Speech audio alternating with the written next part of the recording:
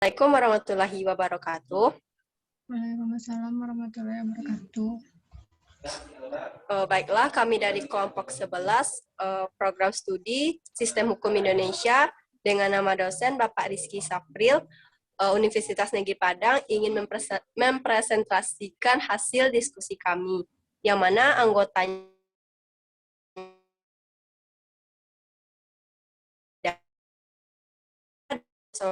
4.116, selanjutnya Marni Yuniza 20.04.21.19, selanjutnya Naflisa Siti Hafifah dengan NIM 20.04.2125, selanjutnya Nora Juni Ameva dengan NIM 20.04.2126, dan saya sendiri Lucia Dinda Miranti Putri dengan NIM 20.04.2117. Baiklah, untuk tidak memperlambat waktu, marilah kita langsung masuk ke dalam hasil diskusi kami. Yang pertama, pembacaan materi yang akan dibacakan oleh Lovita Ayunda. Kepada Lovita, kita persilahkan.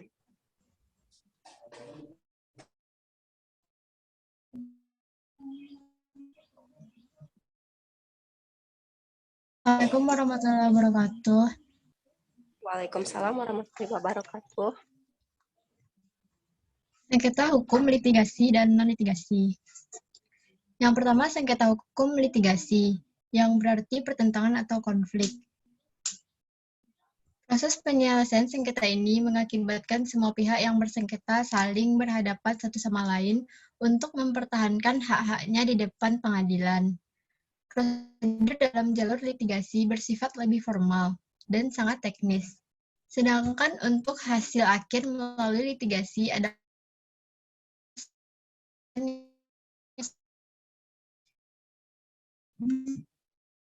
penyelesaian sengketa melalui hukum litigasi ada banyak jenisnya. Berikut beberapa jenis kasus litigasi.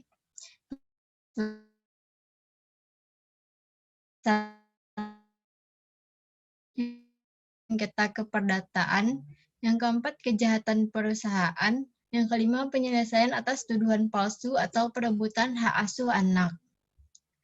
Proses penyelesaian sengketa melalui peradilan atau litigasi seringkali disebut dengan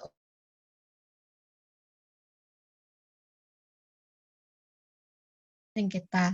Hasil akhir dari litigasi mempunyai kekuatan mengikat terhadap pihak yang terkait di dalam sengketa tersebut.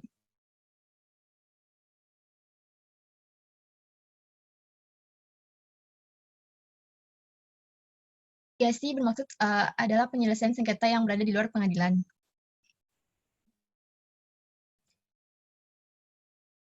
Hukum adalah masalah atau sengketa secara hukum dan nurani, sehingga hukum dapat dimenangkan oleh nurani dan juga tunduk untuk mentaati kesepakatan atau perdamaian secara sukarela tanpa perlu ada yang merasa kalah. Beberapa praktek yang melakukan penyelesaian konflik dengan non-litigasi yaitu, yang pertama power based, yakni pendekatan pengelolaan sengketa dengan berdasarkan kekuatan atau kekuasaan untuk memaksa seseorang berbuat sesuatu atau tidak berbuat sesuatu. Yang kedua, right based adalah pendekatan pengelolaan sengketa dengan mendasarkan konsep hak hukum, yaitu konsep benar dan salah berdasarkan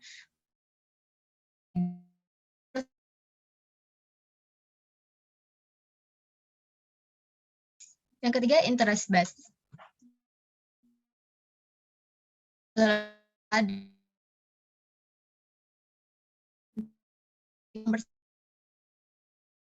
Posisi masing-masing, misalnya negosiasi, mediasi, dan konsiliasi.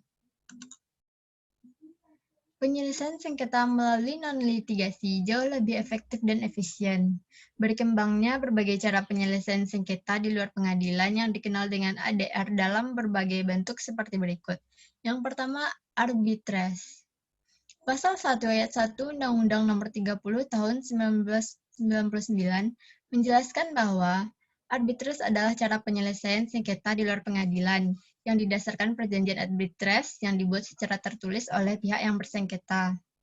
Arbitrase digunakan untuk mengantisipasi perselisihan. Yang kedua, negosiasi. Menurut Fisher dan Uri, negosiasi merupakan komunikasi dua arah yang dirancang untuk mencapai kesepakatan pada saat kedua belah pihak memiliki berbagai kepentingan yang sama maupun berbeda. Jadi, secara umum, negosiasi adalah proses tawar-menawar untuk mencapai kesepakatan dengan pihak lain.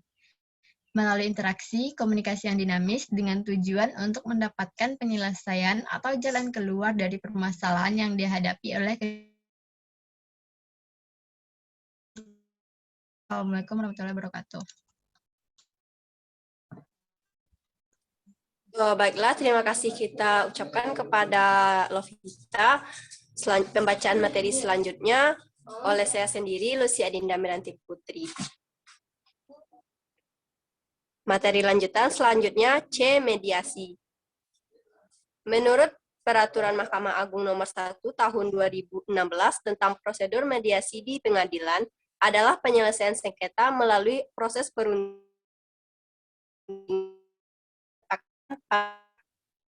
dengan mediator. Selanjutnya konsiliasi. Konsiliasi merupakan lanjutan dari mediasi. Mediator berubah fungsi menjadi konsiliator. Dalam hal ini, konsiliator menjalankan fungsi yang lebih aktif dalam mencari bentuk penyelesaian sengketa dan menawarkannya kepada pihak-pihak tersebut. Selanjutnya, penilaian ahli merupakan cara penyelesaian sengketa pihak dengan meminta pendapat atau penilaian terhadap perselisihan yang sedang terjadi. Next. Selanjutnya, adapun landasan hukum dalam penyelesaian sengketa hukum non-litigasi. Yakninya yang pertama, pasal 1338 KUHP Perdata yang menyatakan bahwa semua perjanjian dibuat secara sah. Selanjutnya, pasal 1266 KUHP Perdata menyebutkan bahwa syarat batal dianggap selalu dicantumkan dalam persetujuan timbal balik. Selanjutnya, pasal 185 sampai dengan 1864 KUHP Perdata tentang perdamaian. Selanjutnya, Undang-Undang Nomor 30 Tahun 1999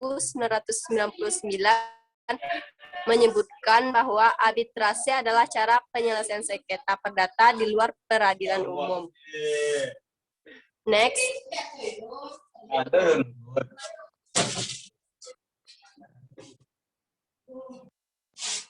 Selanjutnya, tahapan penyelesaian sengketa secara alternatif yang digambarkan sebagai berikut.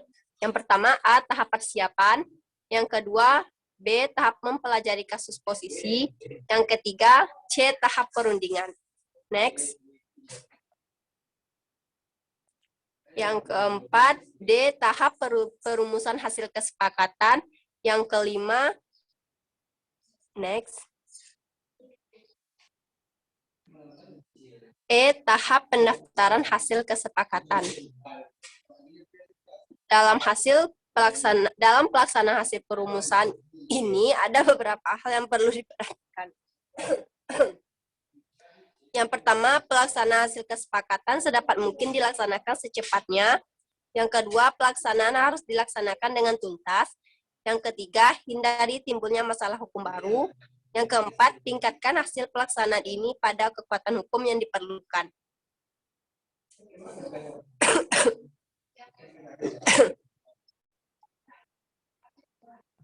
Next, hukum dan macam-macam hukum. A. Pengertian hukum. Hukum acara. A. Pengertian hukum acara. Hukum acara dikenal sebagai hukum prosedur atau peraturan keadilan. Adalah serangkaian aturan yang mengikat dan mengatur tata cara dijalankannya persidangan pidana, perdata, maupun tata usaha negara. B. Hukum acara Indonesia. Umumnya hukum acara di Indonesia terbagi atas A. Hukum acara pidana.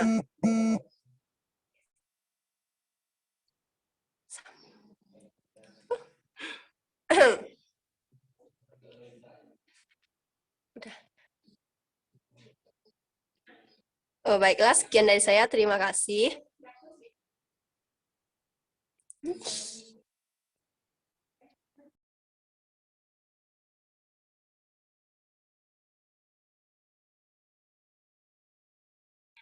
Oke, selanjutnya kepada Marni Yuniza, kita persilahkan. Selanjutnya yaitu tentang hukum acara pidana. Profesor Dr. Wijono Projodikoro menjelaskan bahwa hukum acara pidana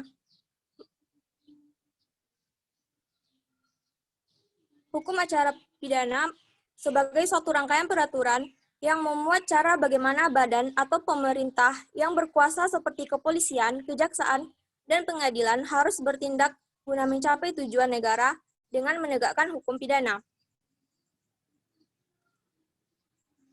Jadi, pada intinya, hukum acara pidana merupakan serangkaian peraturan yang dibuat oleh negara ataupun undang-undang dan memberikan kewenangan kepada aparat penegak hukum untuk melakukan tindakan penyidikan, penuntutan, dan menjatuhkan pidana terhadap para pelaku pidana. Selanjutnya yaitu fungsi atau tujuan hukum acara pidana. Yang pertama yaitu sebagai fungsi penegakan hukum usaha. Yang kedua, tujuan mencari dan mendapatkan kebenaran material.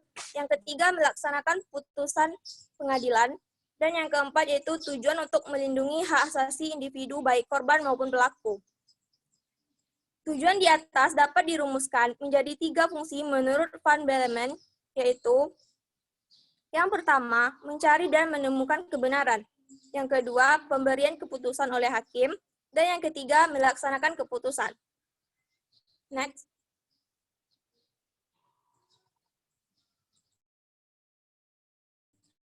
Asas dalam hukum acara legalitas, yakni setiap penuntut umum wajib sesegera mungkin menuntut setiap perkara. Artinya, asas legalitas lebih dimaknai setiap perkara hanya dapat diproses di pengadilan setelah ada tuntutan dan juga gugatan. Yang kedua yaitu asas diferensiasi fungsional.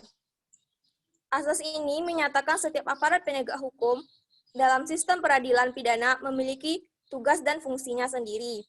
Dan yang terakhir yaitu asas lex scripta. Asas ini berarti hukum acara pidana yang mengatur proses beracara dengan segala kewenangan yang ada harus tertulis serta harus ditafsirkan secara ketat. Yang kedua yaitu hukum acara perdata. Hukum acara perdata adalah peraturan hukum yang mengatur bagaimana caranya menjamin ditaatinya hukum perdata oleh perdata material dengan perantara hakim. Atau secara lebih konkret, hukum acara perdata mengatur bagaimana caranya mengajukan tuntutan hak, memeriksa, serta memutuskannya, serta pelaksanaan dari putusan tersebut. Next. Baiklah, terima kasih kita ucapkan kepada Marni Yuniza. Selanjutnya kita silahkan kepada Naflisa. Kepada Naflisa kita persilahkan. Baiklah, materi lanjutan. Sumber hukum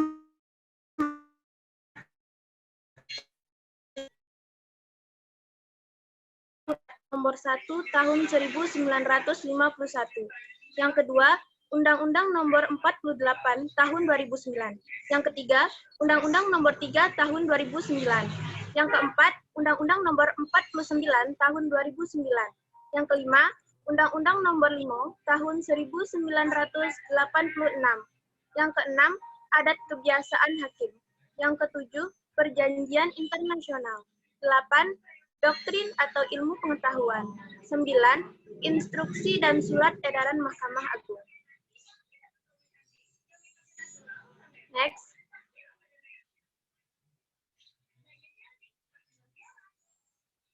Asas-asas hukum acara perdata. Pertama, hakim bersifat menunggu. Jadi, maksudnya yang mengajukan gugatan adalah pihak yang berkepentingan, sedangkan hakim bersifat menunggu diajukannya suatu perkara. Yang kedua, hakim pasif. Maksudnya, ruang lingkup atau luas pokok sengketa yang diajukan kepada hakim untuk diperiksa pada asasnya ditentukan oleh pihak yang berperkara, bukan oleh hakim. Yang ketiga, hakim aktif, yakni dengan melancarkan jalannya persidangan, membantu para pihak dalam mencari kebenaran, penjatuhan putusan, sampai dengan pelaksanaan putusan tersebut. Yang keempat, sidang pengadilan terbuka untuk umum. 5. putusan harus disertai alasan-alasan. 7. Hakim harus menunjuk dasar hukum putusannya. 8. Hakim harus memutus semua tuntutan. Yang ke-9, beracara dikarenakan biaya. 10. Tidak ada keharusan mewakilkan. Next.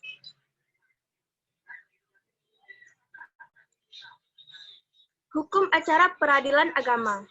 Hukum acara peradilan agama adalah peraturan hukum yang mengatur bagaimana cara mentaati hukum perdata material dengan perantara hakim atau bagaimana bertindak di depan pengadilan agama, serta bagaimana cara hakim bertindak agar hukum itu berjalan semestinya. Azas-azas hukum acara peradilan agama. 1. Azas personalitas keislaman. 2. Peradilan bebas dari campur tangan pihak luar kekuasaan kehakiman. Ketiga, hakim bersifat menunggu. 4. Hakim bersifat pasif. 5. Persidangan bersifat terbuka. 6. Mendengar kedua belah pihak. 7. Putusan disertai alasan-alasan. 8. Beracara dikarenakan biaya.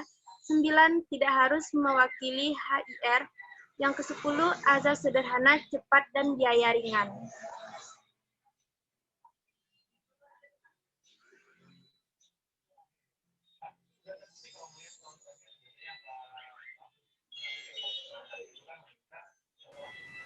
Hukum acara tata usaha negara. Hukum acara peradilan tata usaha negara adalah hukum yang mengatur tentang cara penyelesaian sengketa tata usaha negara antara orang atau badan hukum perdata dengan badan atau pejabat tata usaha negara akibat dikeluarkannya keputusan tata usaha negara, termasuk sengketa kepegawaian berdasarkan peraturan perundang-undangan yang berlaku. Tujuan pembentukan peradilan tata usaha negara. 1. Memberikan perlindungan terhadap hak-hak rakyat yang bersumber dari hak-hak individu. 2. Memberikan perlindungan terhadap hak-hak masyarakat yang didasarkan kepada kepentingan bersama dari individu yang hidup dalam masyarakat tersebut. Baiklah, terima kasih kita ucapkan kepada Nafisa. Pembacaan slide selanjutnya yaitu oleh Nora. Kepada Nora kita persilahkan.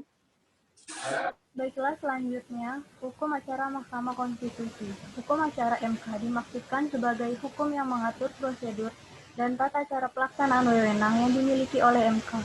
Hukum acara MK adalah hukum formil yang berfungsi untuk menegakkan hukum materialnya, yaitu bagian dari hukum konstitusi yang menjadi wewenang MK. Hukum acara MK memiliki karakteristik khusus karena hukum materi yang hendak ditegakkan tidak merujuk pada undang-undang atau kitab undang-undang tertentu, melainkan konstitusi sebagai hukum dasar sistem hukum itu sendiri. Hukum acara MK meliputi hukum acara pengujian undang-undang, hukum acara perselisihan hasil pemilihan umum, hukum acara sengketa kewenangan lembaga negara, hukum acara pembubaran partai politik, dan hukum acara memutus pendapatan DPR mengenai dugaan pelanggaran hukum Presiden dan Wakil Presiden. Selanjutnya, asas-asas hukum acara MK, ius curia nocet. Asas ius curia nocet adalah asas bahwa pengadilan tidak boleh menolak untuk memeriksa, mengadili, dan memutus suatu perkara yang diajukan dengan dalih bahwa hukum tidak ada atau kurang jelas. Sebaliknya, hakim harus memeriksa dan mengadilinya. Persidangan terbuka untuk umum, independen dan imparsial. Hakim dan lembaga peradilan harus independen dalam arti tidak dapat diintervensi oleh lembaga dan kepentingan apapun, serta tidak memihak kepada salah satu pihak yang berkara atau imparsial. Peradilan dilaksanakan secara cepat, sederhana, dan biaya ringan. Hak untuk didengar secara seimbang, hakim aktif dalam persidangan. Asas praduga keabsahan. Asas praduga keabsahan adalah bahwa tindakan penguasa dianggap sah sesuai aturan hukum sampai dinyatakan sebaliknya. Selanjutnya, kesimpulan. Sengketa hukum ligitasi adalah suatu proses penyelesaian konflik atau pertentangan yang dilaksanakan melalui pengadilan atau biasa disebut litigasi, yaitu suatu penyelesaian sengketa yang dilaksanakan dengan proses beracara di pengadilan, di mana kewenangan untuk mengatur dan memutuskan dilaksanakan oleh hakim. Penyelesaian hukum secara non-litigasi adalah penyelesaian masalah atau sengketa secara hukum dan nurani, sehingga hukum dapat dimenangkan oleh nurani dan juga tunduk untuk menaati kesepakatan atau perdamaian secara sukarela tanpa perlu ada yang merasa kalah. Hukum acara dikenal juga sebagai hukum prosedur atau peraturan keadilan, adalah serangkaian aturan yang mengikat dan mengatur tata cara dijalankannya persidangan pidana, perdata, maupun tata usaha negara. Hukum acara dibuat untuk menjamin adanya sebuah proses hukum yang semestinya dalam menegakkan hukum. Terakhir, hukum acara Indonesia terdiri dari hukum acara pidana, hukum acara perdata, hukum acara peradilan agama, hukum acara tata usaha negara, dan hukum acara Mahkamah Konstitusi. Selanjutnya.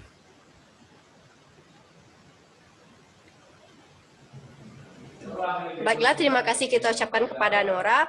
Dengan pembacaan kesimpulan terakhir tadi oleh Nora, maka berakhir pula presentasi kami dari kelompok 11 pada hari ini. Saya sebagai moderator, apabila ada kesalahan, mohon dimaafkan. Saya tutup dengan Assalamualaikum warahmatullahi wabarakatuh.